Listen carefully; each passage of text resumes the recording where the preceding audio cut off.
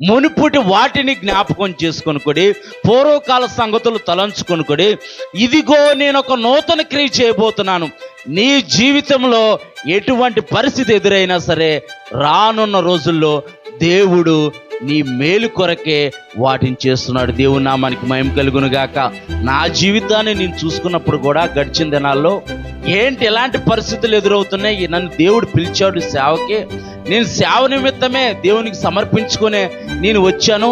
అసలు దేవుడు నన్ను చూస్తున్నాడా, దేవుడు నన్ను పట్టించుకుంటున్నాడా, ఏంటి పరిస్థితి అని ఆలోచించేవాడిని. దేవుడు అంటున్నాడు, మునుపుటి వాటిని జ్ఞాపకం చేసుకొనుకొడి, పూర్వకాల సంగతులు తలంచుకొనుకొడి.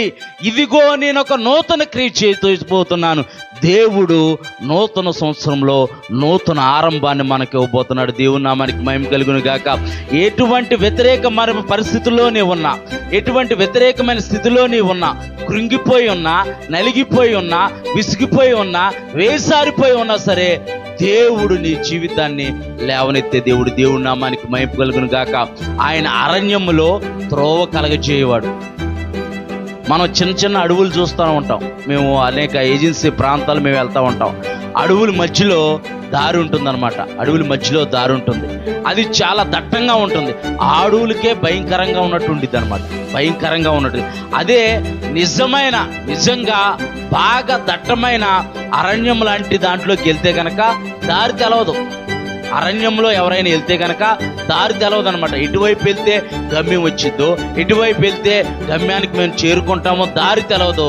కానీ దేవుడు అన్నాడు, గమ్యమే తెలియని నీ జీవితాన్ని గమ్యం వైపు నడిపిస్తాడంట. దేవుని నామానికి మహిమ కలుగును గాక. అరణ్యం లాంటి నీ బ్రతుకులో నీకు గమ్యమే కనిపించట్లేదా? నా జీవితం ఏంటని నీవు అనుకుంటున్నావా? దేవుడు నీ చెయ్యి పట్టుకొని గమ్యానికి నడిపించే దేవుడు. దేవుడి నామానికి మహిమ కలుగును గాక. ఎడారిలో నదులు ప్రవహింపజేవాడు. ఎడారిలాగా ఎండిపోయిందా? ఎడారి లాంటి ఎండిపోయిన స్థితిలోనే ఉన్నావా? ఆయన ఎడారిలో నీటి ఓటలను పుట్టించగల సమర్థుడు. నీవు ఆరాధిస్తున్న దేవుడు. దేవుడి నామానికి మహిమ కలుగును గాక.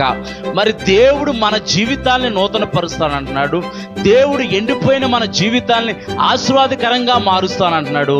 కానీ మనము దేవునికి లోబడాలి.